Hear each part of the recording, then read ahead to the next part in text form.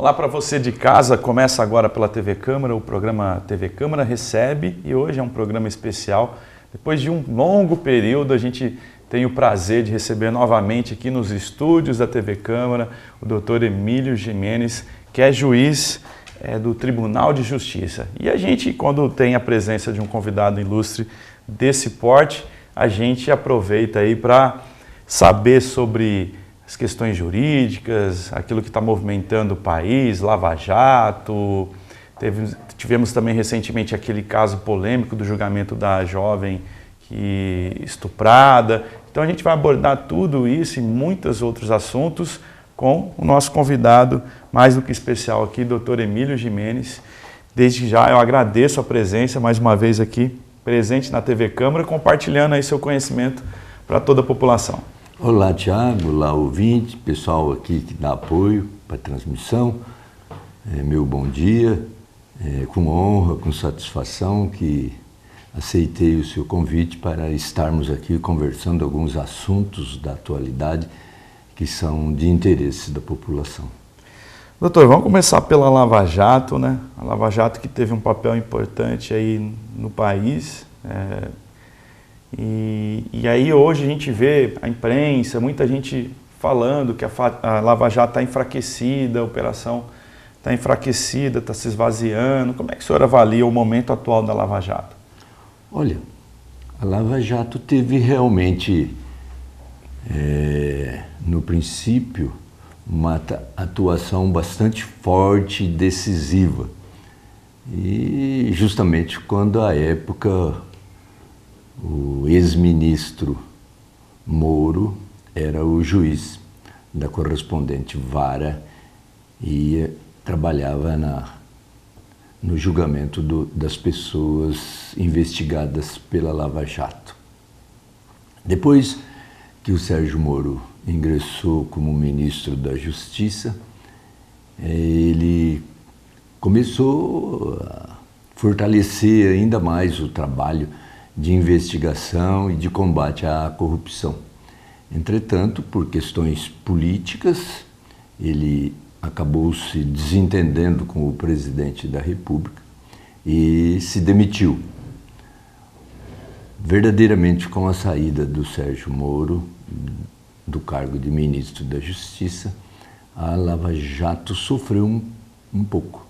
A Lava Jato teve diminuída a sua ação por questões de interferência de diversos organismos públicos, e com isso quem perde é a população, porque aumenta a criminalidade, maiormente o crime do colarinho branco, e por consequência cresce a impunidade.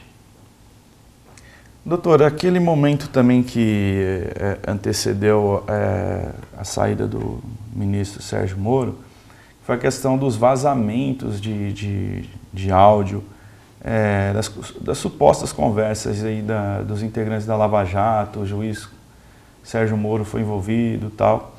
É comum essa conversa? Houve mesmo ali, que foi apontado por alguns órgãos da imprensa, um desvio de conduta, um certo desvio de conduta do Sérgio Moro? Você acredita ou não tem nada a ver? O crime está em divulgar um material furtado, né? Olha, essa questão está sendo investigada pelo STF. O então presidente do STF instaurou atipicamente um inquérito, né? Conduta que seria do Ministério Público, que é o titular da ação penal pública incondicionada, e indicou um ministro para acompanhar a fiscalização, a investigação deste inquérito instaurado indevidamente pelo STF. Era justamente para apurar se era verdade ou não. Agora, até então o que nós sabemos é que o Sérgio Moro teria se desgostado de uma interferência que sofrera do presidente da República quando ele, à frente da direção e do comando da Polícia Federal, E até parece-me que porque parentes do presidente estavam sendo objeto de investigação. E justamente foi aí que aconteceu esse embate, esse conflito, e o ministro Moro se demitiu e quem perdeu com isso foi a sociedade. Doutor, o senhor acredita que a Lava Jato não vai ter aquele peso que teve com outrora, assim, não vai avançar por falta do ministro Sérgio Moro, do ex-ministro, e como o senhor vê também ele hoje sendo apontado como um possível candidato para disputar as eleições presidenciais de 2022? Eu acho que o enfraquecimento da Lava Jato tem ocorrido por interferência da Câmara, do Senado, do presidente da República, de alguns ministros do STF e parte da mídia que tem interesse também. Então, realmente eu acho que ela vem se desgastando, está perdendo a força de atuação. O novo ministro indicado não tem o mesmo perfil, não tem a mesma vocação que tinha o então ministro Moro. Por consequência, eu acho que ela está se enfraquecendo, mas a qualquer momento, como essa questão de apuração da criminalidade tem o apoio da população, eu penso que a qualquer momento pode reverter esse quadro e novamente esse importante órgão volta a crescer, a criar força e vigor para combater a criminalidade da corrupção e do colarinho branco. Com relação à informação de que o Moro poderia ser candidato da República, eu acho que é bastante prematuro, eu nunca ouvi, ele próprio tem saído desse tipo de pergunta, não enfrenta indagação a respeito da sua ou não candidatura. Não sei se ele tem essa intenção de se candidatar ou se vai realmente advogar, que é o que ele está fazendo, ou continuar dando palestra, que ele é um exímio conhecedor da área jurídica. Eu acho bastante ainda, não tem nada decidido, eu não sei dizer. Uhum. Doutor, vamos mudar um pouquinho de assunto aqui, mas falar de outra temática que recentemente também ganhou as capas dos jornais e tal, que foi o julgamento, né, daquele jovem acusado de estuprar outra garota e as imagens, né, o que foi vazado, né, foi publicado durante o julgamento, criou-se uma repercussão negativa, ainda mais a questão do estupro qualificado, culposo, né, o termo que foi... O senhor até escreveu um artigo sobre isso, né? O que está de errado nesse caso da jovem e aí que ganhou os noticiários? Bom, essa infeliz jovem aí, além de ter sido estuprada, ela acabou sendo ultrajada e desprotegida. Ela foi estuprada e a denúncia foi confeccionada em cima da tese de que ela não tinha condições de resistir ou de se defender porque estaria sob efeito de substância química. Parece-me que este fato, que esta circunstância não ficou comprovada. Como esta circunstância não ficou comprovada e como não houve violência física, na verdade, no mérito, o juiz inocentou o acusado. Mas não o inocentou por entender que se tratava de estupro culposo. Essa figura do estupro culposo não existe. Não existe. Não existe. Foi uma criação de um jornalista. Ele até já confessou isso.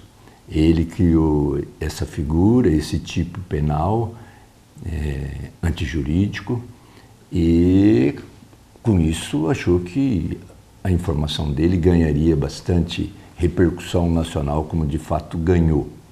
Mas o juiz acabou sendo criticado como se tivesse considerado o estupro culposo, figura que não existe. No decorrer da audiência, algumas circunstâncias, alguns acontecimentos acabaram remarcando o caso, como, por exemplo, o advogado foi desrespeitoso e indigno contra a vítima. E justamente o juiz, que tinha o poder de polícia e deveria fiscalizar com rigor e advertir o advogado, não o fez. Se mostrou um magistrado sem pulso e apático. Por todos esses acontecimentos, a vítima acabou sendo desprotegida, embora ultrajada em audiência. O que fez com que o noticiário nacional ganhasse bastante repercussão. Doutor, só para explicar para o público, o que existe é o homicídio culposo, aquele que a pessoa comete sem intenção. Por isso que o jornalista quis criar esse termo, foi... Tem o homicídio culposo, tem a lesão corporal culposa. Por exemplo, o acidente de trânsito, a pessoa acaba acidentando um pedestre por falta de atenção. Ele não tinha a intenção de colher o pedestre, mas por imprudência ou por negligência ele acaba colhendo. Essa lesão que ele provoca naquele que estava caminhando é uma lesão culposa, porque faltou o elemento que era a vontade, o desígnio de praticar o crime, a intenção. Agora, quando, diferentemente, uma pessoa agride a outra com a intenção de ofender numa briga, usando de um instrumento de ferro, uma faca, de qualquer forma, aí já é um crime diferente, aí é o crime doloso. No culposo, sempre falta o elemento querer. Ele pode até assumir o resultado daquilo que vai acontecer, mas ele não queria que isso acontecesse. E foi por negligência ou imprudência, que são as modalidades, ou imperícia, que são as modalidades do crime culposo. Pode ser o homicídio, a lesão corporal culposa, tem outros crimes definidos em lei. Mas quando a lei atribui ao crime tanto a figura dolosa como a culposa, ela especificamente menciona isso na sequência da cabeça da tipificação do crime. Doutor, a gente no dia 25 de novembro, pegando o gancho aí, 25 de novembro é o Dia Internacional de Combate à Violência contra a Mulher. A gente notou que durante a pandemia, principalmente por conta do isolamento social, as pessoas passaram a ficar mais em casa, houve um aumento no número de violência contra a mulher. O que precisa a gente mudar? Tem até, acho que no Senado, propostas lá para melhorar ou alterar a Lei Maria da Penha. Como é que o senhor avalia tudo isso? A grande verdade é que a sociedade está passando por dificuldade em razão da pandemia e também esse momento angustiante, esses problemas, o desemprego, dívidas, eu acho que desequilibra o ser humano, principalmente quando a briga é doméstica, quando é marido agredindo a esposa, ou namorado agredindo a namorada. Num momento de discussão e descontrole, eu acho que está aumentando a criminalidade, o que é lamentável. Eu acho que só aumentar a pena prevista já na lei da Maria da Penha não vai resolver. O que vai resolver é uma questão política de conscientização, acho que uma campanha, sei lá, o país voltar a crescer, a ter uma economia melhor, voltar a ter emprego suficiente para o ganho e a sua subsistência. Enquanto isso, o crime realmente tem aumentado bastante. E a mulher tem sido vítima o que é bastante repugnante. Tá certo. Doutor, a gente vai fazer um rápido intervalo e a gente vai voltar com o segundo bloco para continuar essa conversa aqui com o doutor Emílio. Vamos falar sobre também a importância do voto. Doutor Emílio, que já foi na eleição de 2016, né? O juiz eleitoral aqui em Tupã, tem bastante experiência em relação a essa questão da democracia, da importância cívica do voto. Então a gente vai abordar também e falar de outros trabalhos que o doutor desenvolve aí, o fundador aí, um dos fundadores do Servida aqui. Vamos saber também como é que está essa entidade que ajuda na recuperação dos dependentes químicos. Então não sai daí, eu te convido a continuar com a gente logo depois do intervalo.